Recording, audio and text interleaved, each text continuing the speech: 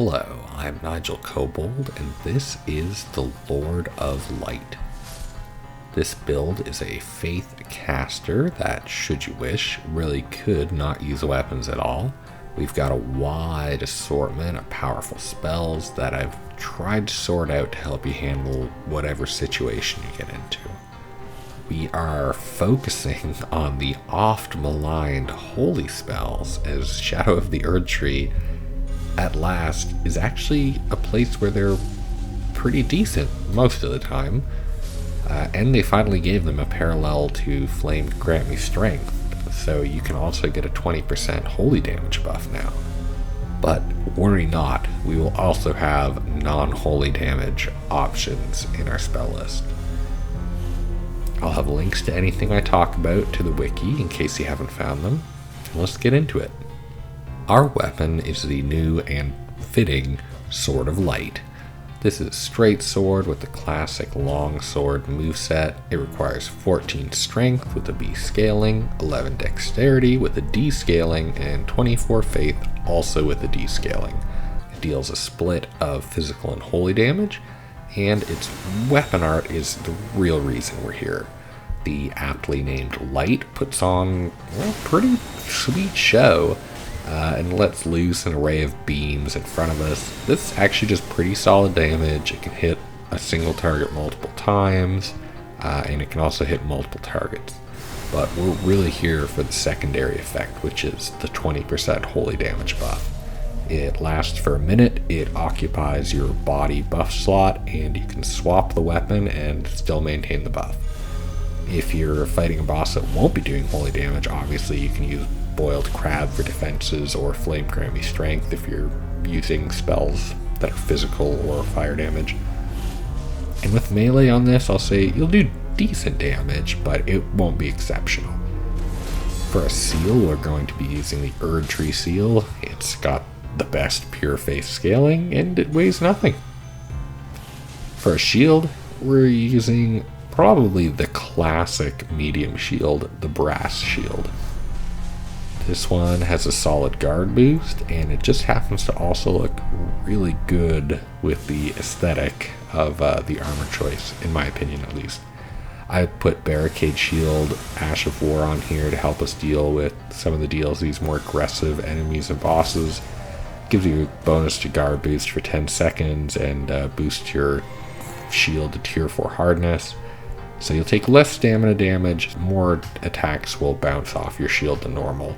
Pretty good for giving you time to either get a guard counter or spell off or even just make some space.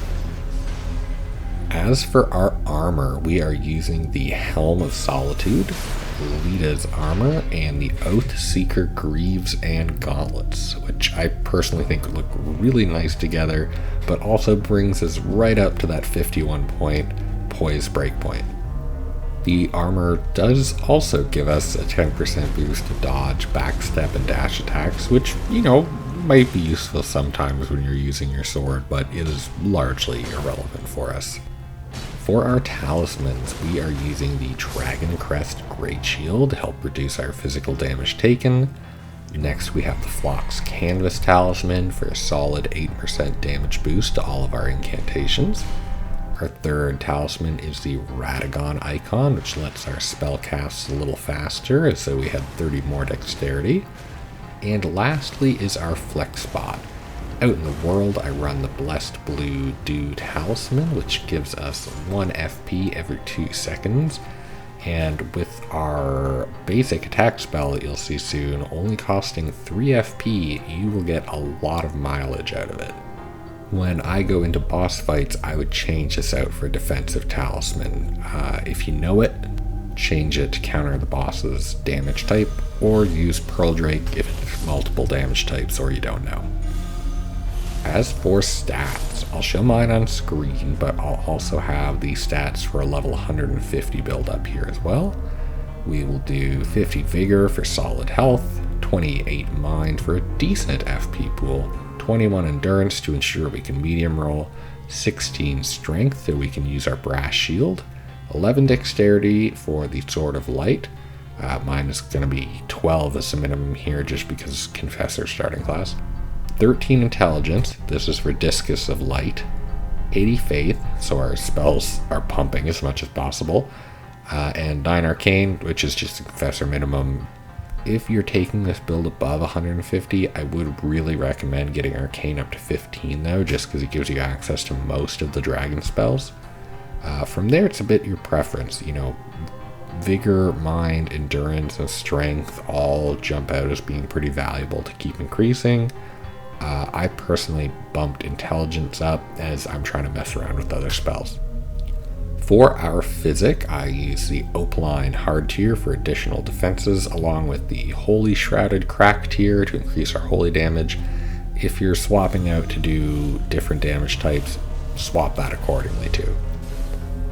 For our Great Rune, generally speaking, Radon's is going to be the way to go. It increases our HP, stamina, and FP.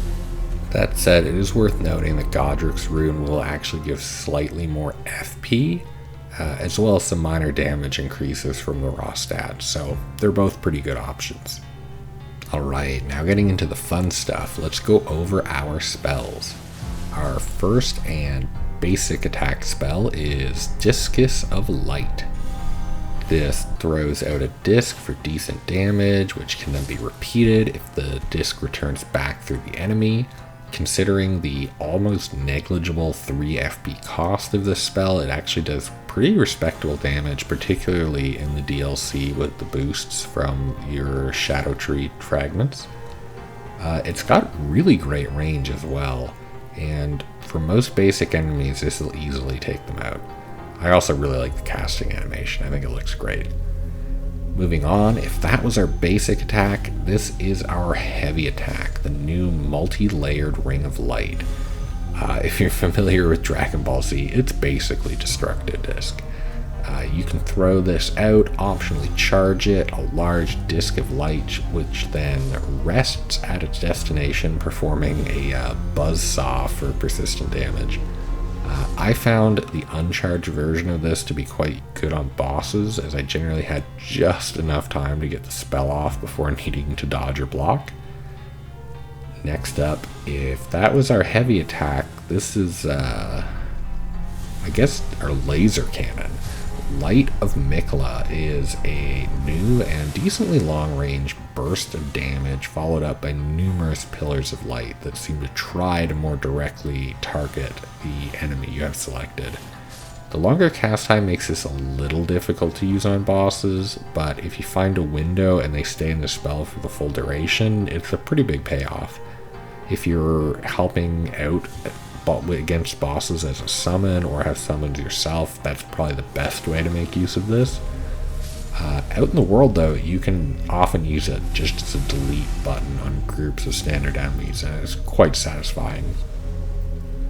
Next, we cover our Area of Effect spell with Wrath of Gold. This sends out a chargeable shockwave that gets larger and deals more damage as you charge it.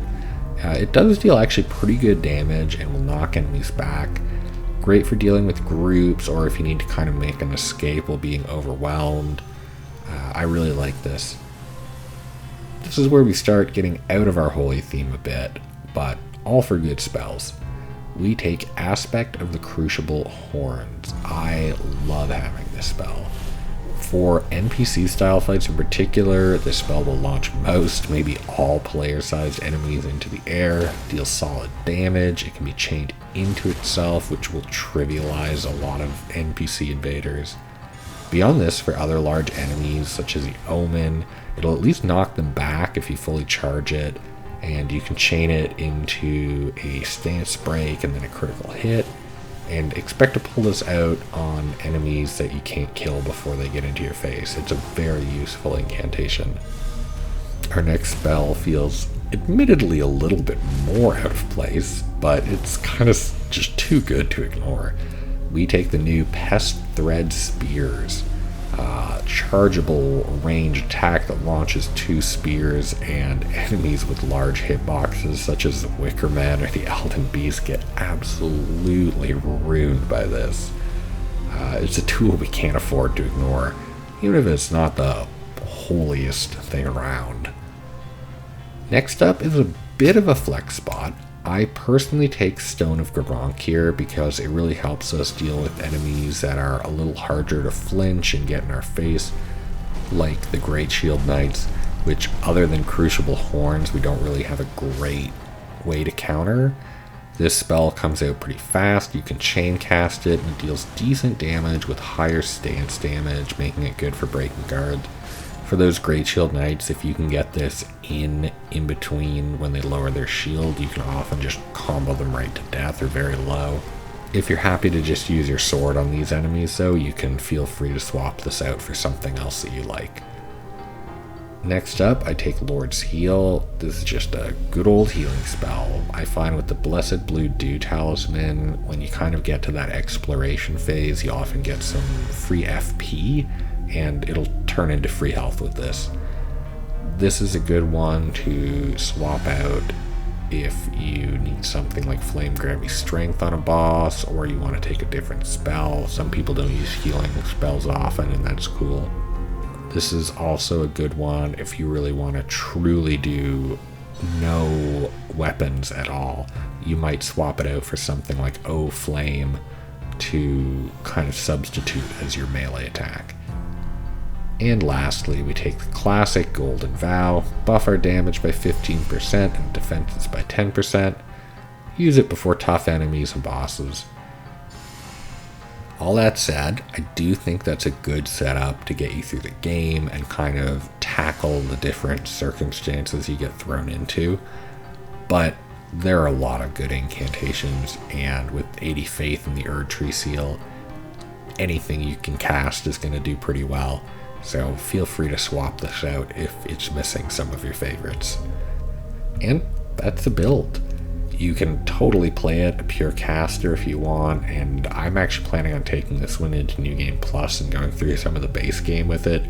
The spells are just a lot of fun, and the mana efficiency on Discus of Light with Blessed Blue Dew really makes it feel a lot more viable for getting through the legacy dungeons when your mana flasks get a little bit more stressed.